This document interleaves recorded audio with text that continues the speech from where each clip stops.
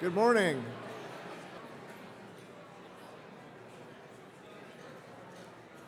Thank you for joining us. We are going to start with the Pledge of Allegiance. So if you could please rise for the Pledge of Allegiance and direct your attention to the monitor. We have a very special guest who will be leading us today in the pledge.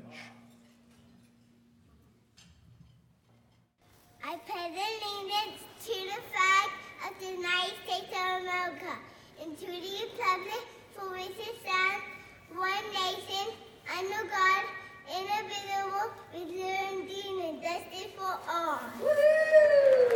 Yeah.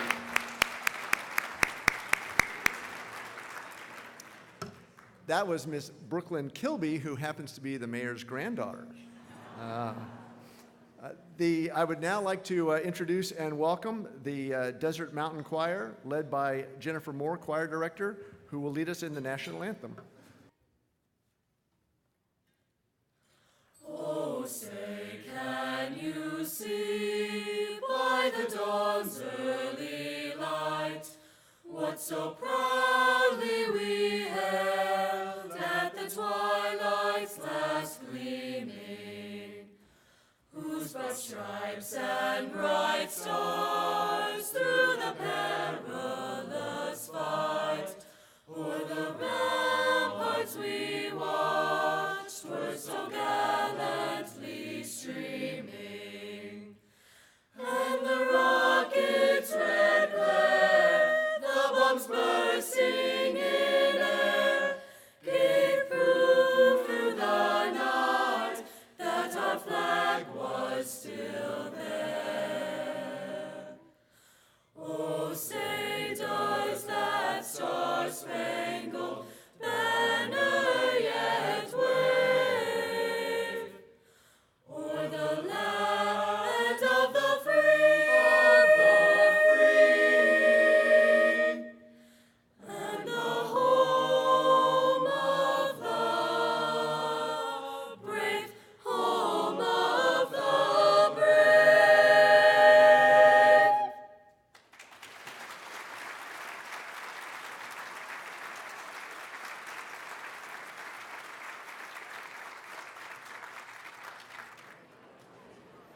Next, I would like to introduce Rabbi Alush, who is Rabbi of the Congregation Beth Tefillah, who will lead us in the invocation.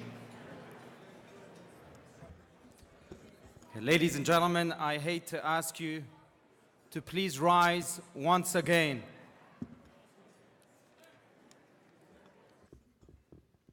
And please join me in reflection.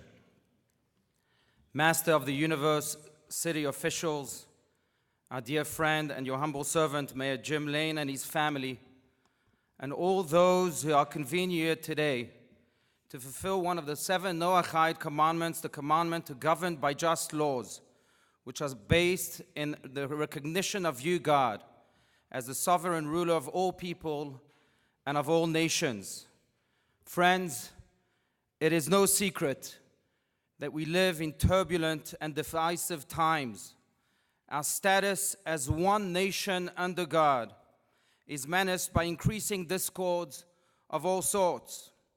Thus we ask you, O Lord, to teach us at this fateful moment in the human story to honor the dignity of difference, recognizing that one who is not in our image is nonetheless in your image, never forgetting that the people who are not like us are still people like us. Bless us indeed with the wisdom and the recognition that we can disagree without ever becoming disagreeable, that we can battle ideas without ever battling people, and that our minds can carry differences of opinions, but only if our hearts are united as one. Theodore Roosevelt once said, "It's fine to be alive when great things are happening."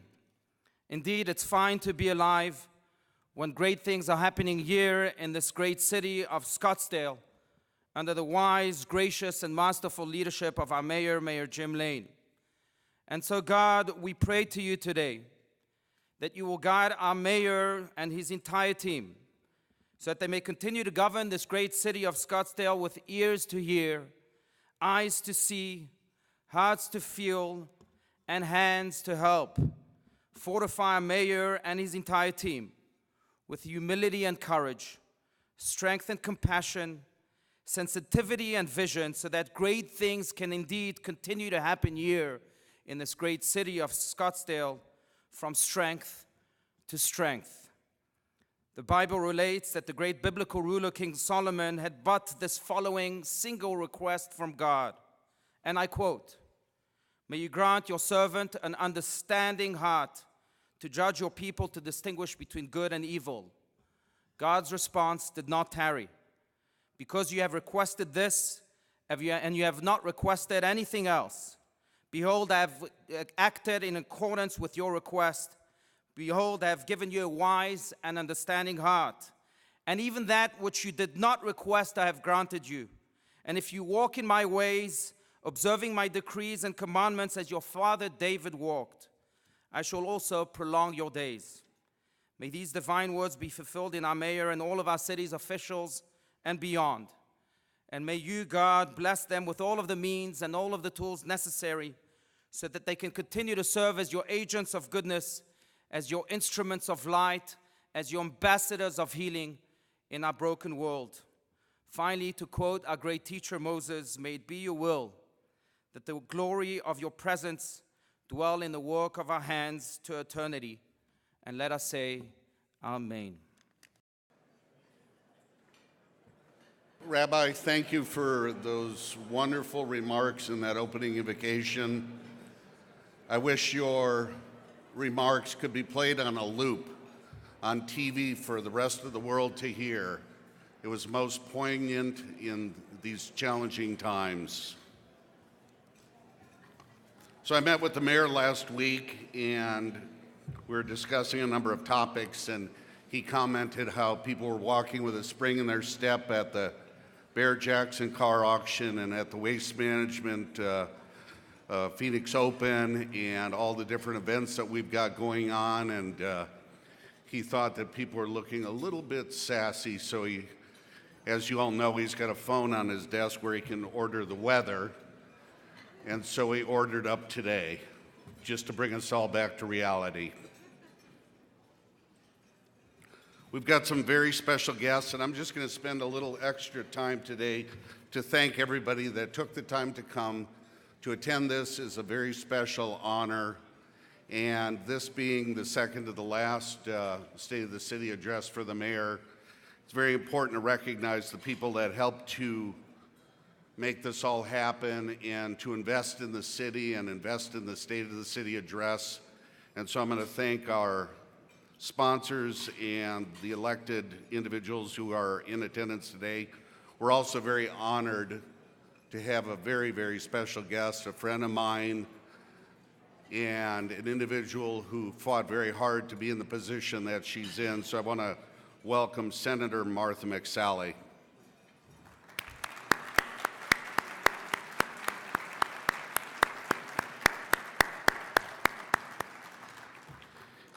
As I go through this list, if you would do me a favor and just hold your applause until the end, because this is a very robust list. I want to thank and recognize the Scottsdale City Council, Vice Mayor Linda Milhaven, Councilwoman Suzanne Clapp, Council Member Virginia Cordy, Councilwoman Kathy Littlefield, Councilman Guy Phillips, Councilwoman Salong Whitehead. We can give them a round of applause, please.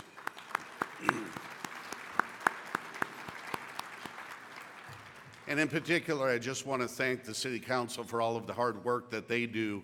Being an elected official in today's world is very, very, very challenging and very uncomfortable. And to think about it when you're sitting watching a City Council meeting, that they had to go out and ask for money to hold that seat. It's remarkable that people still want to do that, and I thank you for doing it.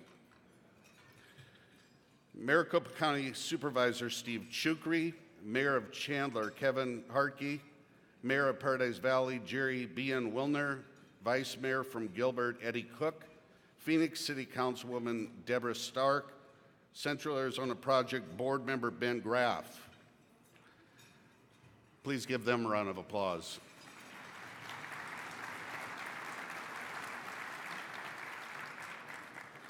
We have a gold sponsor. First, Optimum Communities originally purchased a table, but when David Hovey realized his team was unable to attend, he decided to donate $10,000 to Operation Fix It. Thank you for that. We have a silver sponsor. We'd also like to thank our generous friends sponsoring the $5,000 level. Each of these businesses have been very consistent and supportive of Operation Fix It. Operation Fix It, Mayor Lane will talk briefly about that as well, and we have a brief video, I believe. Operation Fix It is a nonprofit operating in Scottsdale to help those individuals who have difficulty maintaining their property, and it's our honor to assist them and provide them with the tools and the labor to keep their property up to code. So that's where the net proceeds from this event wind up. These are our sponsors: Rose Moser Allen Public Relations, Withy Morris, Stockdale Companies, and the Rose Law Group. Please give them a round of applause.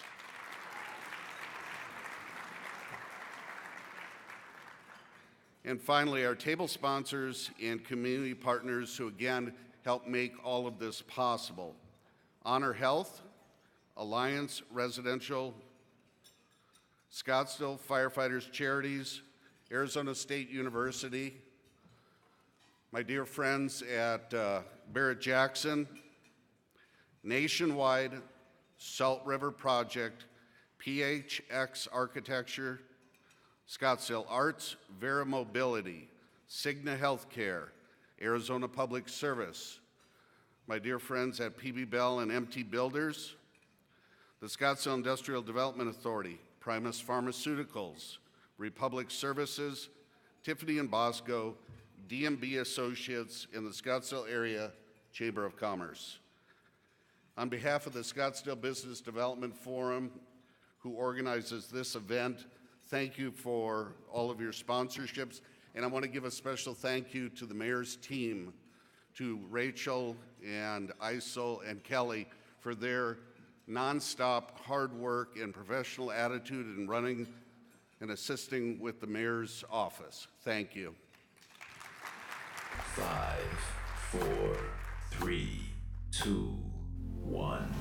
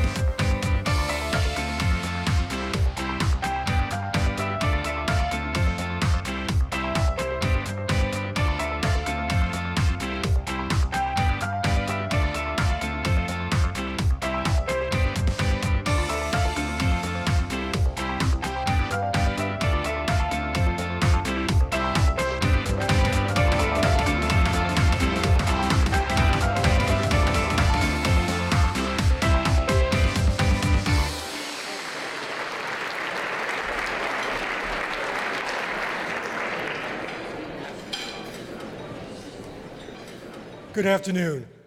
My name is Randy Nussbaum, and I'm both honored and humbled to introduce our mayor, Jim Lane. Mayor Lane, thank you for this opportunity. You almost rendered me speechless. I am introducing Mayor Lane because of our friendship and because I wholeheartedly support what he has accomplished over his 10 years as mayor. Even when Mayor Lane and I have occasionally disagreed on an issue, this has not prevented us from building and maintaining a close relationship. Our unequivocal respect for our individual views is a mantra that Mayor Lane and I pray will be the one that becomes, in the future, used at all political levels, not the exception. Mayor Lane has devoted every second of his waking hours to advancing what is best for our city. That's how I've got to know him over the years. Because of my community involvement, I am normally present at an event for either leadership, Scottsdale Arts, the Scottsdale Chamber, or the Scottsdale Historical Society at least once a week. And almost without exception, I have seen Mayor Lane there, normally with his incredible wife, Joanne. Mayor Lane doesn't attend these events because he has to at this point, especially after being mayor for so many years. He does so because he sincerely loves Scottsdale and believes in each of these organizations and the citizens that devote endless hours to them.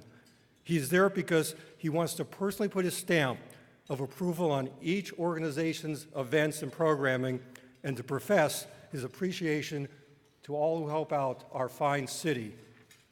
Since Mayor Lane was elected mayor, this city has grown and prospered. Because of his thoughtful and insightful leadership, crucial issues and causes have been addressed and they've been resolved. And because of Mayor Lane, this city's future could not be brighter. Mayor Lane will be telling you in a few moments about all the honors and accolades bestowed upon Scottsdale under his tutelage. But just yesterday morning in the Scottsdale Republic, that paper announced that Scottsdale is the 9th healthiest city in America. And just last month, Scottsdale was ranked the #1 city in the U.S. in job market strength. Mayor Lane is also blessed with a dynamite family, which also consists of 2 adult sons and a daughter, whom he's raised here during the 46 years he's lived here in Scottsdale. And our eternally young mayor has 7 grandchildren as well. Mayor Lane and I have something else in common which cannot be overstated. We are both guided by perceptive and fantastic wives. Actually, I am convinced that the mayor and his wife only invited me and put me up here because of my wife, Polly, but that's a subject for a different day. Joanne has managed to keep Mayor Lane out of trouble time and time again, and this city owes a debt of gratitude to Joanne Lane as much as Mayor Lane. Actually, this is a good time. Let's recognize Joanne Lane. Thank you.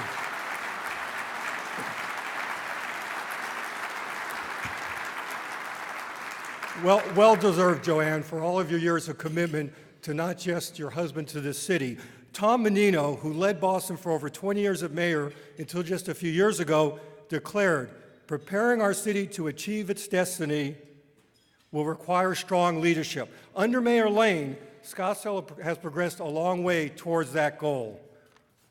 Many of you don't realize that because of his accomplishments, Mayor Lane has been presented with numerous opportunities for prestigious positions, both on a statewide and national level. He's turned them all down because from day one he had a vision for Scottsdale, and achieving that vision has always been his #1 priority. For him, it's always been a case of putting what's best for the city ahead of what may be best for him. I am therefore so proud to introduce the individual who has followed in the accomplished footsteps of so many of his predecessors and has personally ensured that the next wave of leaders of the city will have an excellent foundation for many years to come. Please join me in welcoming Mayor Lane.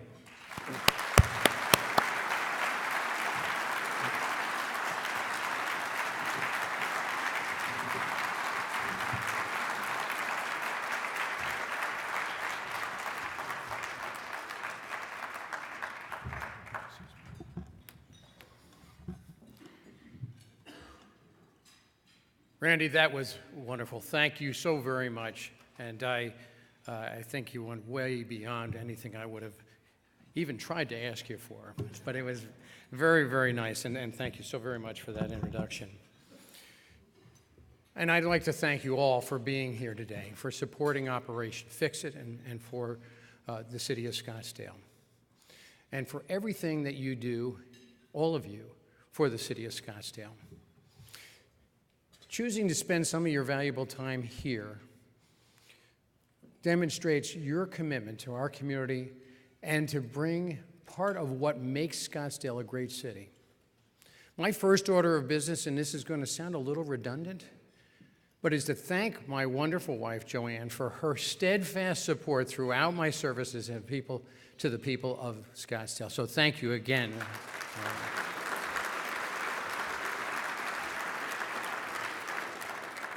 I'm blessed to have been raised in part by 5 sisters.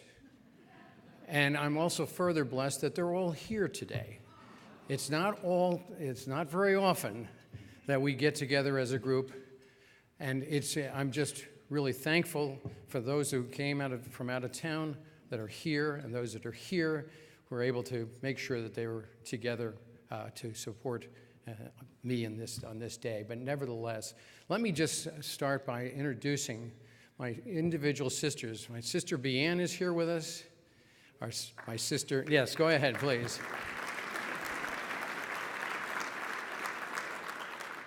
My sister Trudy is here with me. My sister Liz is here with us. My sister Anna. And my youngest sister, Mary Jo, is here with us. And I also should probably say that Liz is here with her husband, Jerry, and Anna is here with her husband, Drew. So thank you both for being there as well. I also have some other family members here. My daughter's in Texas, so she's not able to be here with us, but it was her daughter who said the Pledge of Allegiance. So that's her representation as far as this is concerned. But my son Bill is here with his wife Tammy, and my son Scott is here with his wife Meredith and their daughter, or my granddaughter, Madison.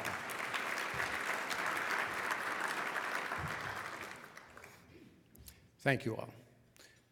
Please join me once again in thanking our elected officials from around the valley who were introduced previously for their collaborative representation of Scottsdale's citizens' interests. I'd also like to thank again and recognize my good friend, Senator Martha McSally, for being here today and for her dedication and courage in service to our country as an Air Force combat pilot, as a United States Congresswoman, and now as Senator of Arizona. Please help me welcome her again.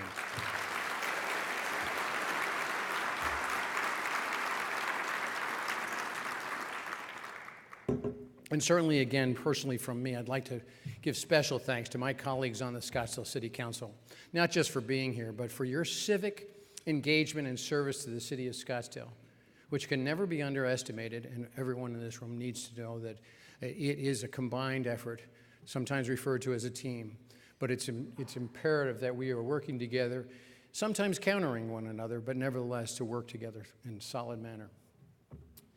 We are, yes, please, yes. We are among those fortunate people who wake up each morning in a wonderful place. My routine in Scottsdale usually starts something like this. I'm up early, and at this time of year, that usually means I get to enjoy an often spectacular sunrise as the light builds behind the McDowell Mountains. And if I'm lucky, there's a few clouds that have an amplifying effect to that. I meet many people who aren't from Scottsdale, and almost universally they comment about the beauty of our community, our natural environment, our neighborhoods, our commercial cores. They are not surprised when told that Scottsdale has been rated one of the best-run cities in America. Beauty you can see and appreciate while driving on the city streets is not that common, but it's one of Scottsdale's appealing characteristics. It's evidence of a well-managed city, and people recognize and appreciate that fact. I offer that perspective as a reminder that in Scottsdale, there's a lot of small matters of routine that usually get overlooked, but add up to a wonderful quality of life we all share. It's easy to forget that, and especially when issues that seem bigger and more important cloud everything else. Those of us on the City Council live in a world of big issues and big problems that demand our attention. Zoning and land use, revenues, expenditures, budgets and finances, capital infrastructure, water policy, efficiency and effective use of our citizens' tax resources, maintaining and growing the value of our citizens' investments in Scottsdale. We give these issues the attention they demand, just as you do with your big issues. There are other things that demand attention in Scottsdale, in a good way. Our big events. This is a wonderful time of year.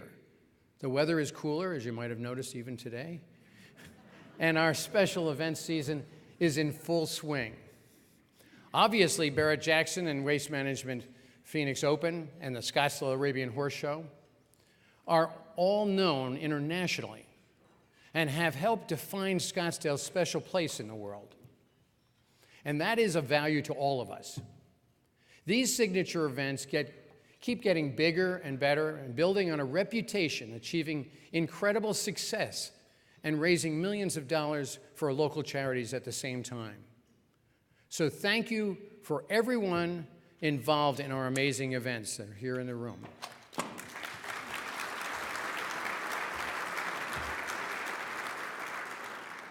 Several years ago, we transformed Westworld from a collection of horse arenas into a truly multi-purpose event center. This crucial investment of tourism bed tax dollars helped flagship events like Barrett-Jackson and the Arabian Horse Show, and also the dozens of other events that occur year-round. While we continue to fine-tune things in Westworld, Scottsdale Stadium is now our focus. We've been working with our partners, the San Francisco Giants and the Scottsdale Charros, to develop a plan to renovate the stadium and strengthen the position as an anchor in our Old Town events and tourism scene. The stadium is a signature venue in Old Town, Scottsdale, but it is far from the only reason many people choose to spend time here. One of the great things about Scottsdale is the variety of cultural offerings to be found in different parts of our city. If you're looking for the best spring training baseball experience, Scottsdale's got it. Great restaurants and nightlife, we have that too. What about the arts and culture? Scottsdale offers that as well. Under the direction of Gerd Worsterman, Scottsdale Arts offerings, programming, and community collaborations are better than ever.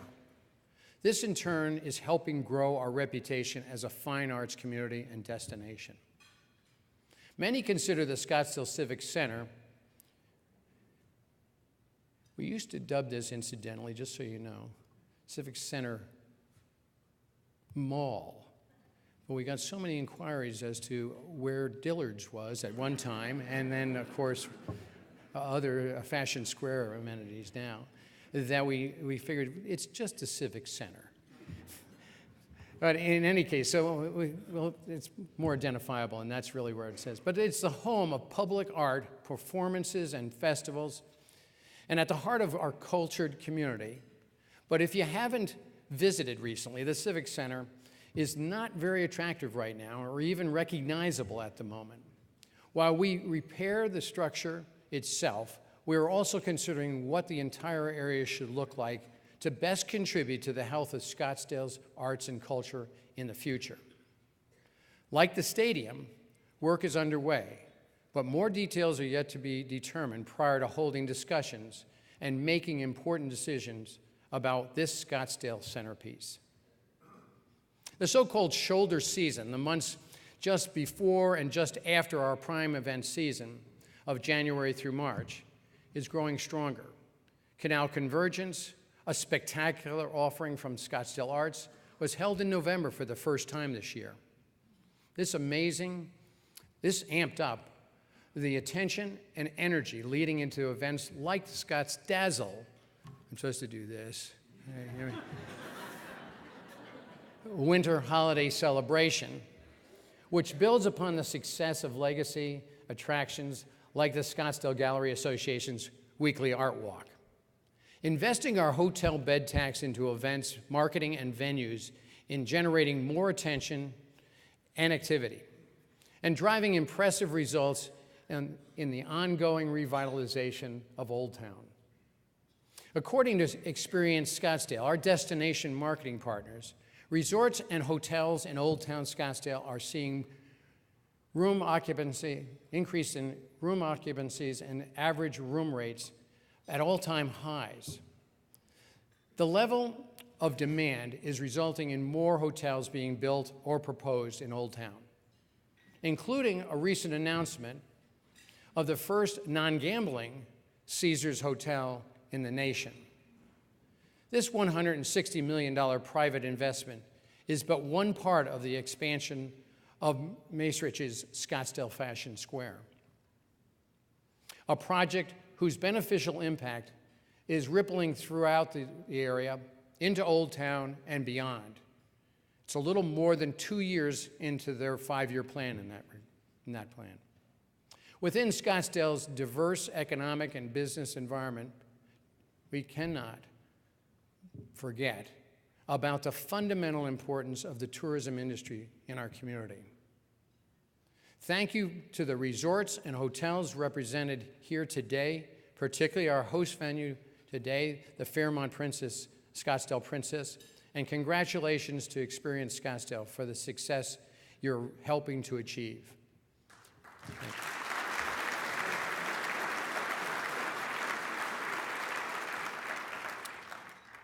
As strong and varied and robust as our tourism-oriented businesses are, my intention has always been to attract companies operating in other fields to diversify our economic engine. And we have seen great success in those efforts.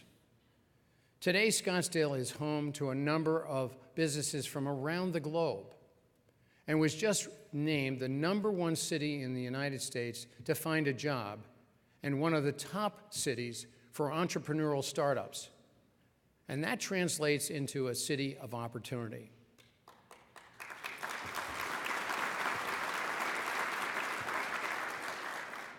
Our welcoming environment and the quality of life makes Scottsdale a location of choice for the people that make businesses successful, and thus our city successful. Our economic development team spent time speaking with some of those people, and here's what they had to say. We are Scottsdale! We have built this family so quickly. We have always felt like we were ingrained within the community. I love personally working in Scottsdale and choose that with the last companies that I've worked for the location and proximity to everything. We are Scottsdale! You know, the history, if you think about it, it's been about cowboys and, you know, the 5 C's. We're really excited because the new type of mining today is data mining. And bringing that to Scottsdale, being able to create new jobs in a new kind of economy. We are Scottsdale! This city is exploding. We're growing. We have restaurants. We have the best hiking in the Southwest. We have an ever-growing business presence. It's a really open city. The biggest draw, especially for top talent, which is what we look for, is the growing technology scene here. A lot of people love to golf here. The weather's fantastic, and great people and excellent shopping. We just love the culture, we love the city, and we're able to find a lot of great talent in Scottsdale. Just really enjoy being in Scottsdale. We're going to be here a while.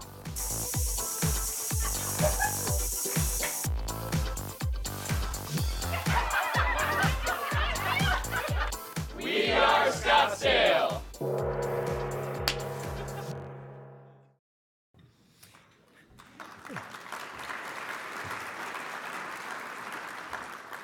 It's great to see so many people building and enjoying success in Scottsdale.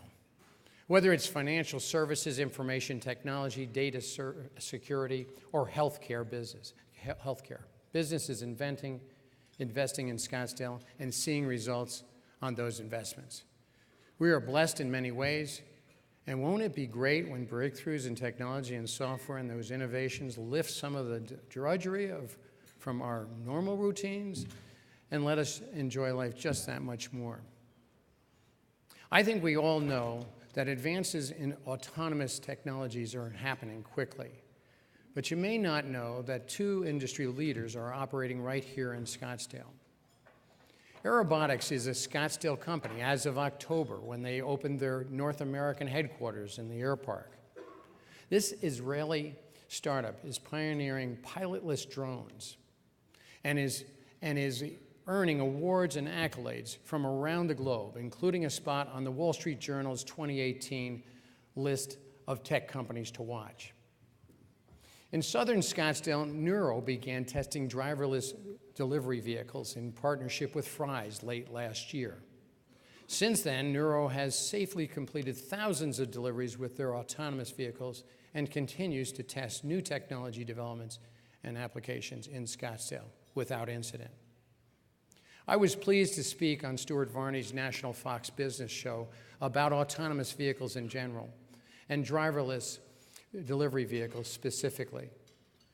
Scottsdale is becoming well known as a community open to firms in that space. We're in an excellent position for future growth as part of Arizona's business-friendly approach to these new technologies and innovations. Some might consider these autonomous vehicles a bit of a gimmick or wonder whether they ever will truly be useful. But thinking about the degree of independence that driverless vehicles could provide to those of us who are unable to drive due to age or disability. Consider also that Nuro just earned nearly a $1 billion private funding investment. So clearly, some are convinced that their future viability is worthy of their at-risk equity investment. Cutting-edge technology is no stranger to Scottsdale. A few short months ago, we celebrated Scottsdale Cure Corridor, which has been a key focus of mine in our economic development efforts. Companies like Honor Health, Mayo, TGen, and TD2, and many others continue to push the leading edges of advanced research and care. Collaboration continues to grow, and cures are being developed right here in Scottsdale. Even tourism is feeling the impact. Experience Scottsdale reports now that 20% of their meeting and convention and bookings are related to the medical field.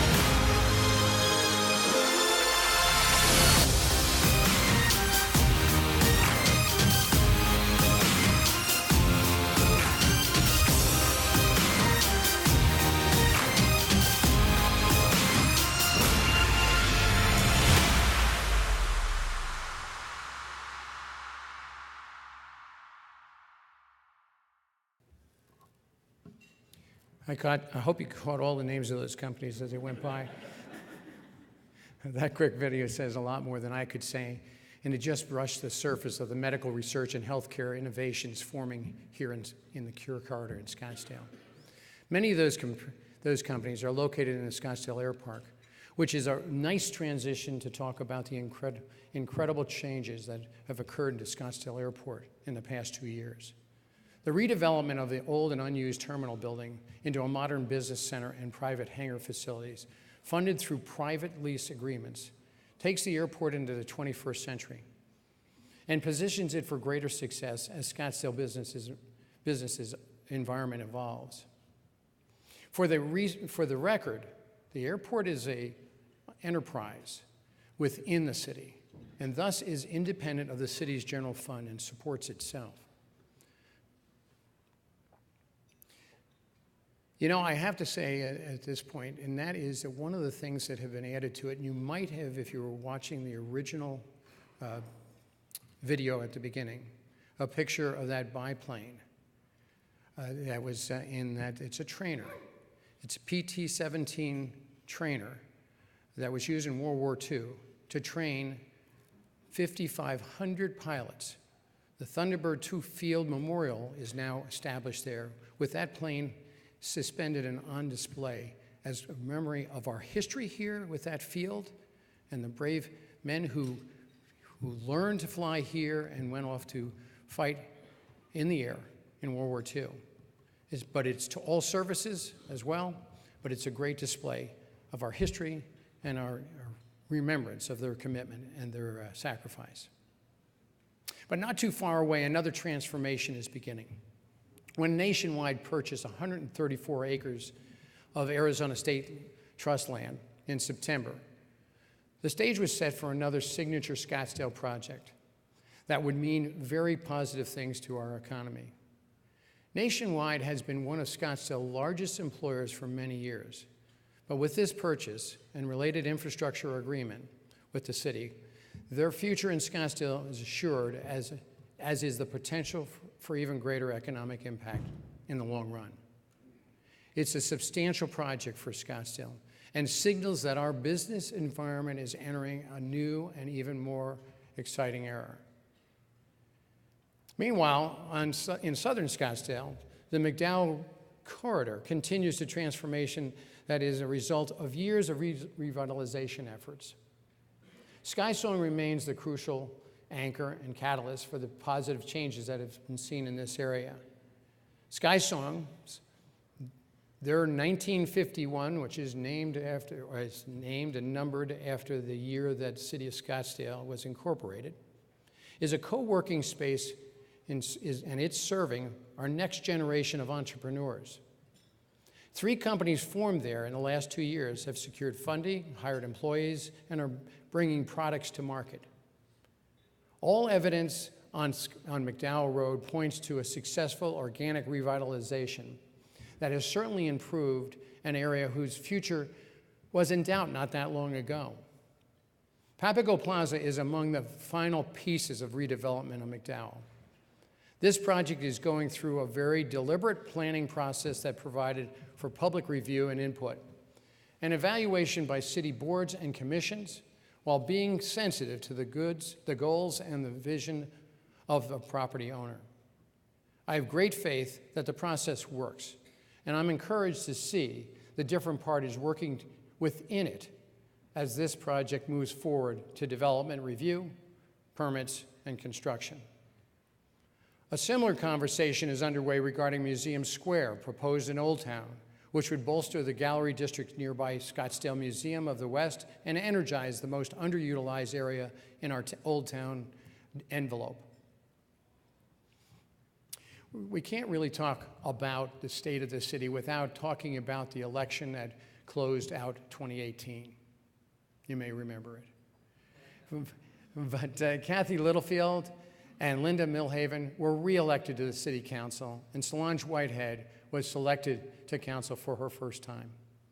Congratulations to Kathy and Linda and the re-election of Solange.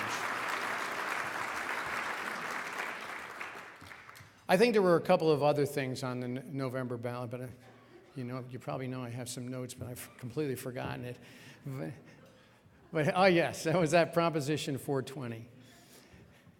And the amendment to the city charter directed toward preventing the Desert Discovery Center, Desert Edge, or similar projects from being built on the preserve without a specific vote of the people.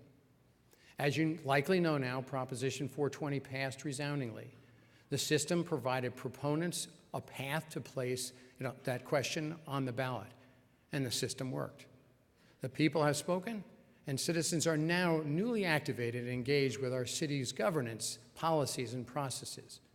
Yes, the people spoke, but they also acted, and our community seems to have a growing awareness of the big questions and big challenges that Scottsdale faces. Of equal importance on the November ballot was question 1, a temporary transportation sales tax that was also approved. The money raised through that will allow us to tap into regional funds to build Scottsdale projects that are to the benefit of the valley-wide transportation needs.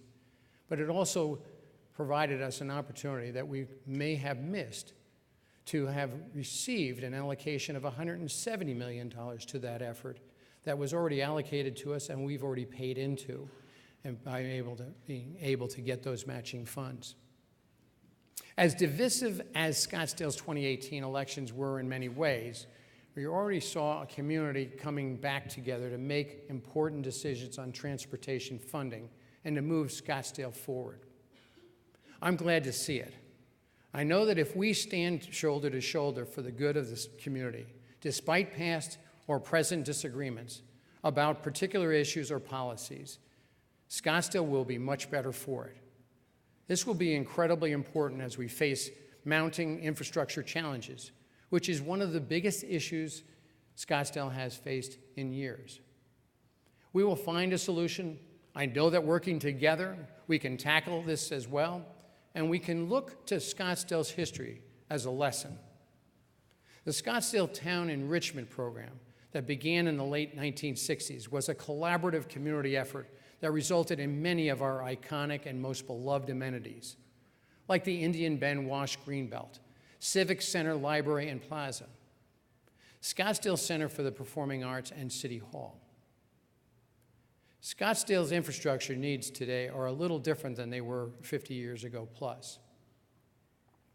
I should mention, because I know he's here, one of the surviving, if I could put it that way, members of the city council that was on that plan in the mid-60s, it was called the STEP program, is with us here today.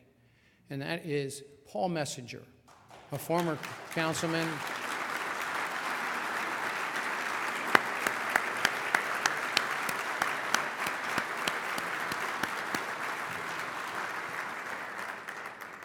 A man who has given a greater portion of his life than anyone I know to the betterment of Scottsdale. A great historian, among other things. He's going to be 90 years old this come November.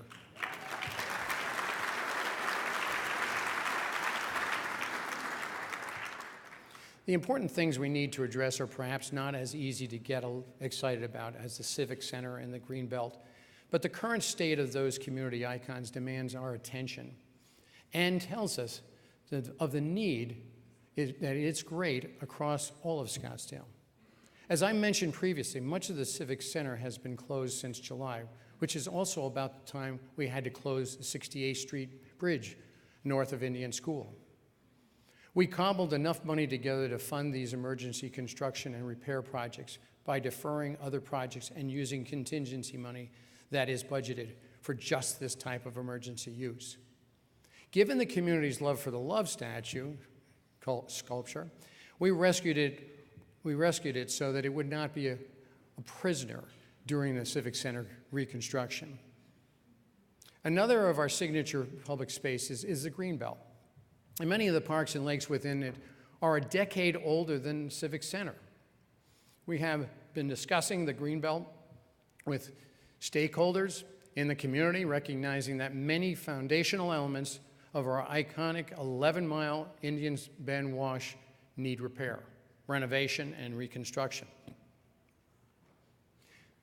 Like community leaders from decades past, we're up to the challenge.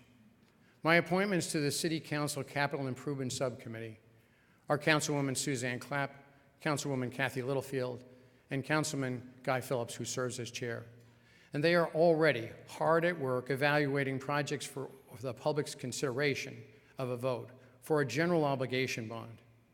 Like the STEP program of generations ago, the process will be completely transparent and accountable to the public. Regular public CIP subcommittee meetings are being augmented by open house meetings where the public can learn about the issues and provide feedback. These meetings are underway, and review and feedback are also possible via the city's website. Now, I might just say that this is for a general obligation bond. So when all's said and done, it'll still be on the ballot for our public to vote on. This is probably the most democratic way to address these kind of capital expenditures. Other cities do it differently. This is one that I think is a strong one, and I'd like to continue to see it be encouraged.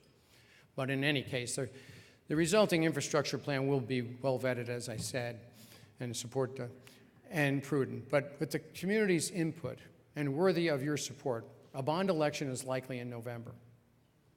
There is no more important topic because it affects this and future generations as well. Earlier we heard from Scottsdale businesses, but what about the generation to come? If you ask children about the future of Scottsdale, what would they say? Scottsdale, Arizona. Scottsdale. In Scottsdale. At Scottsdale. In Scottsdale, Arizona. We are Scottsdale! We are the future! I love that it's so clean and, dry. Plants and trees and beautiful sunset. The play area and a park. I like to swing on the swings. It's such a deserty place. Goona parks. Yeah, the train park. And also I like playing on the playground, and the music in the park is really the best. There's gonna be more friends, and I'm gonna have like 10 children. I think there's gonna be flying cars.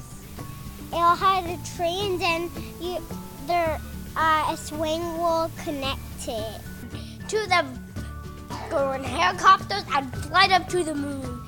I want it to look like a pretty dancing thing, like I can dance all around the city. Scottsdale will look like great and beautiful.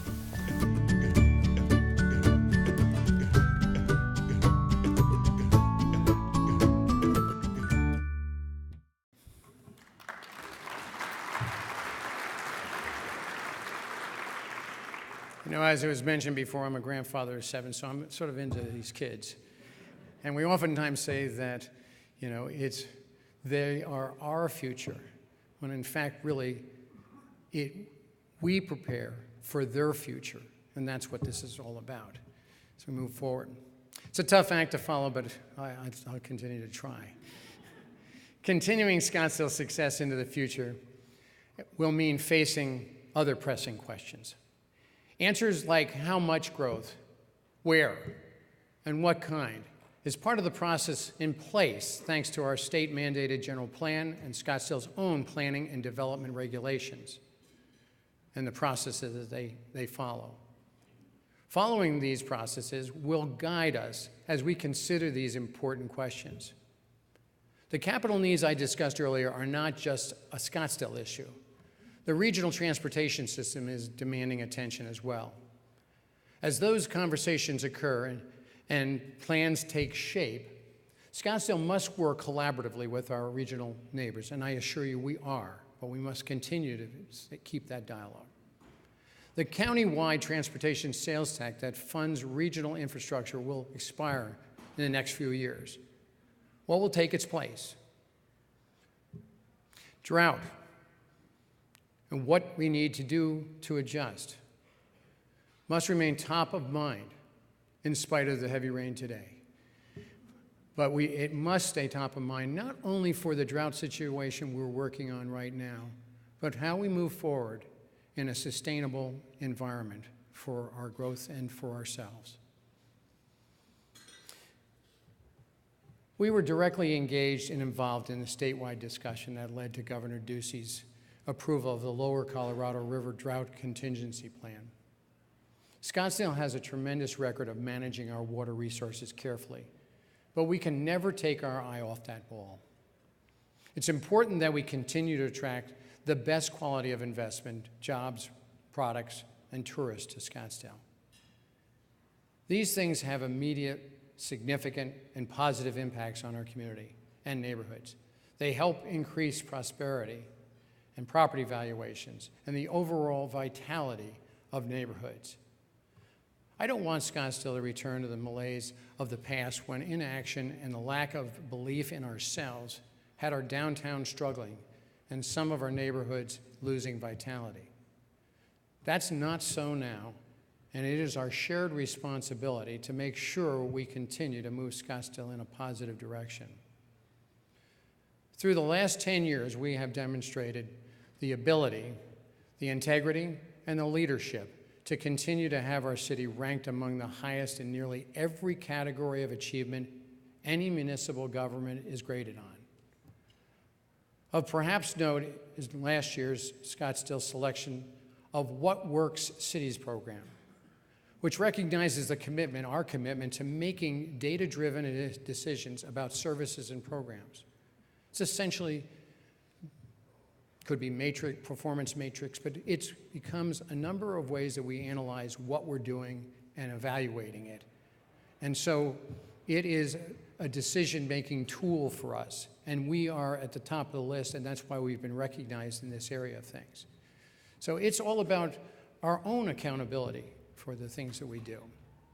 Much of the credit for that goal goes to the professional staff who works for the city. Our charter officers and executive leadership are accomplished and highly regarded professionals who manage at all the complexities that come with operating a city like Scottsdale.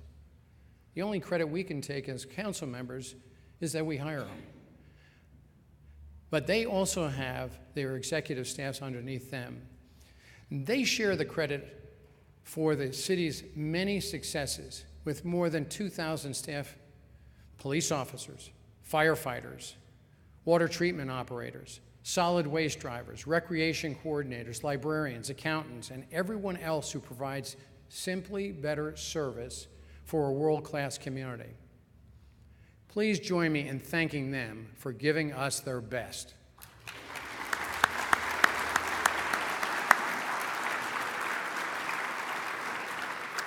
The end result is that all of us in Scottsdale continue to enjoy a wonderful life, wonderful little routine things that combined make this one of the nation's truly great cities. Thank you so much for being here today.